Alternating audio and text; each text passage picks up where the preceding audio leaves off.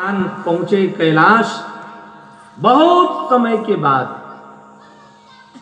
एक बार एक किरातों का राजा किरात नरेश पार्वती जी से प्रार्थना की और तपस्या की कि आप ही हमारी बेटी बनकर के हमारे घर में पधारें। बड़ी लंबी चौड़ी उन्होंने तपस्या की। ओ निषाद थे, निषाद राज। वो लंबी तपस्या करने के बाद स्वयं भगवती गौरी प्रसन्न हुई और आशीर्वाद दिया कि हम तुम्हारे घर में पुत्री बनकर के आएंगे। माता पार्वती का पुनः निषाद की पुत्री बनकर के आगमन हुआ और जब जन्म ली तो साक्षात गौरी ही थी। उन्हें देख करके बड़े बड़े ऋषि महात्मा सिद्ध कहते कि ये साक्षात गौरी सी प्रतीत होती हैं, गौरी सी प्रतीत होती हैं, तो उनका नाम ही गौरी रखा गया। और दिव्य सौंदर्य गौरी माता का अनंत अनंत रति के भी स्वरूप को, सौंदर्य को लज्जित करने वाला वह स्वरूप था। उस गौरी अपनी पुत्री को देखकर निषाद राज के हृदय में ये बात आई कि हमारी गौरी कन्या इतनी सुंदर है, इसका विवाह सुंदर राजकुमार से होना चाहिए। अब तो उन निषाद राज ने प्रतिज्ञा कर ली कि जो मत्स्य को पकड़ेगा, एक उनके समुद्र के किनारे थे, समुद्र में महामत्स्य था। मत्स्य तो बहुत पहला भी मछलियां, बड़ी बड़ी मछलियां हुआ करती हैं। बाकी दुनिया के सबसे बड़े मछलियों का नाम आता है राघव मत्स्य। उस समुद्र में राघव मत्स्य प्रकट हुआ और ये मत्स्य कौन बना? बोले कि कोई नहीं बना, नंदीश्वर बने, नंदीश्वर बने। देवर्षि नारद जी ने कहा कि देखो गौरी माता का तो अवतार हो गया निषाद राज के यहाँ, और उन्होंने प्रतिज्ञा कर ली है कि हम विवाह करेंगे राजकुमार से। तो कोई सामान्य कौन राजकुमार होगा जब तक भगवान स्वयं ना आए? तो कैसे अब ये किया जाए पूरा? तो स्वयं नंदीश्वर राघव मत्स्य बनकर के आए, विशाल दुनिया की सबसे बड़ी मछली, और सीधे समुद्र में प्रवेश कर गए। उसको देखने के लिए अपार भीड़ हुई और निषादों के ये राजा थे। सभी जातियों में राजा हुआ करते थे, अब आज भी होते हैं। सभी वर्ग जाति में बड़े बड़े लोग होते हैं, उद्योगपति धनपति होते हैं। तो उन निषाद राज ने जब उस महामत्स्य को देखा तो ये प्रतिज्ञा किया कि जो इस महामत्स्य को, राघव मत्स्य को पकड़ेगा, उसी से मैं अपनी गौरी कन्या का विवाह करूंगा। अब तो उस महामत्स्य को पकड़ने के लिए ये निषाद राज की प्रतिज्ञा सुन करके बहुत राजा महाराजा दौड़े, क्योंकि गौरी के सौंदर्य की चर्चा थी। स्वयं देवता भी राजकुमार के रूप धारण करके आए। सभी लोग जाल फेंकते, यत्न करते, पर कोई उस महामत्स्य को पकड़ नहीं पाया। सब लोग थक गए। बहुत वर्ष बीत गया।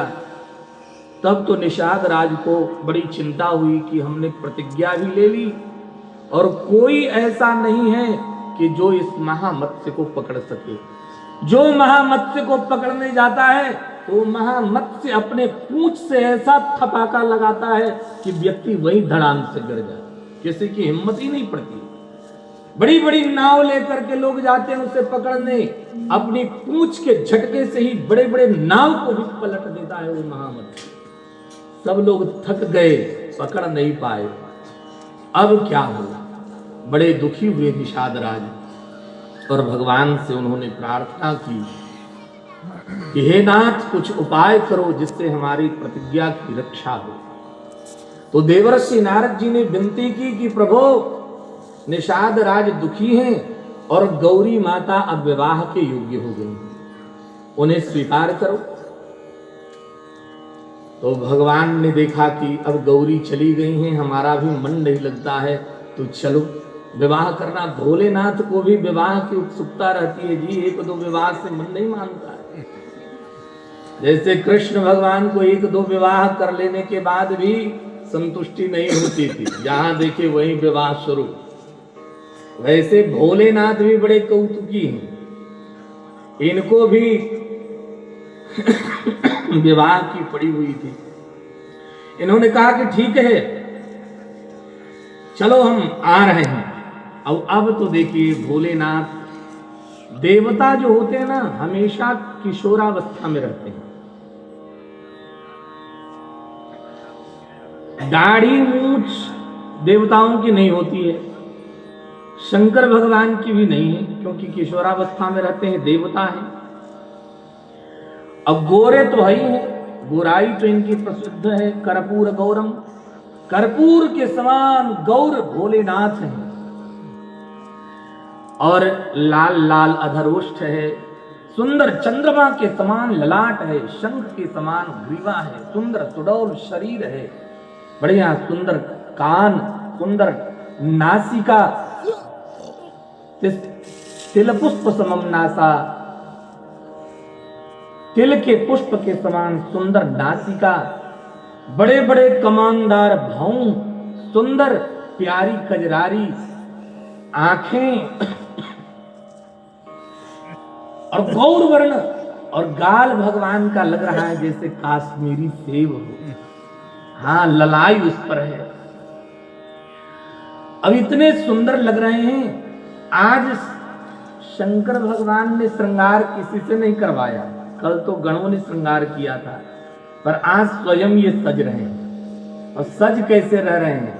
क्योंकि निषाद की पुत्री से विवाह करना है, तो ये भी निषाद जैसे ही बनेंगे।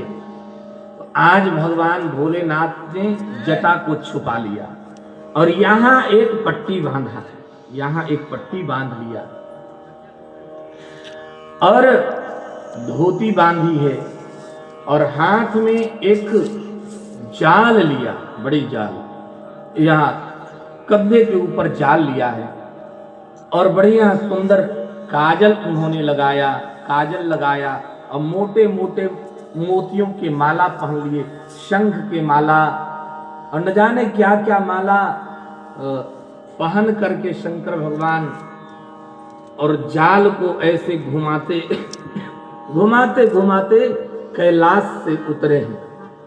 बहुत बड़े नहीं, 16 वर्ष के शंकर भगवान हैं।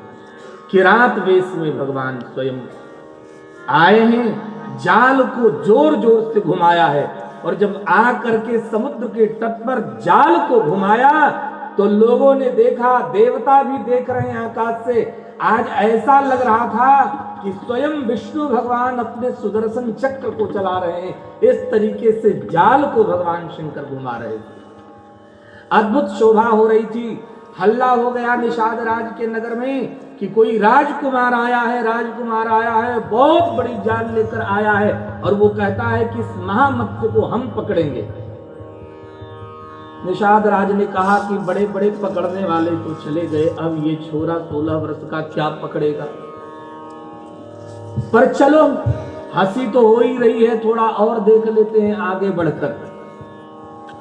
और जैसे ही महादेव आए तो नंदीश्वर समझ गए कि हमारे स्वामी जी आ गए, शांत हो गए, और देखते देखते भीड़ वहां समुद्र तट पर हो गई। निषाद राज भी स्वयं आए, और महादेव ने देखा कि यहाँ अपार भीड़ हो रही है, तो फिर से अपने जाल को ऐसा घुमाया, और घुमा घुमा करके आराम से जैसे देखा वो महामत्स्य उस जाल में स्वयं होते आया, क्योंकि नंदीश्वर थे, लीला तो पहले से चल रही थी। अब तो हल्ला हो गया कि मछली पकड़ गई, पकड़ गई, पकड़ गई, और इसी राजकुमार से गौरी जी का विवाह होगा। अब तो निषाद राज बड़े प्रसन्न हुए, फिर तो उनको साथ में लेकर आए हैं, और खूब विधिवत जो उनके यहाँ के देशाचार था, उस आचार विचार के द्वारा भगवान शंकर का खूब धूमधाम से गौरी जी के साथ में विवाह होगा। और आज उस किरात कन्या गौरी माता को लेकर भगवान फिर कैलाश पहुंचे। तो देखो, हम इसलिए ये सुना रहे थे कि भगवान शंकर के विवाह जितने बार सुना जाए उतना ही मंगल और कल्याण करने वाला है। शिव पुराण की कथा तो बड़ी लंबी चौड़ी है। ये कथा पता नहीं कई पुराणों की है कि नहीं, पर हम अपने गुरु जी के मुख से सुने थे।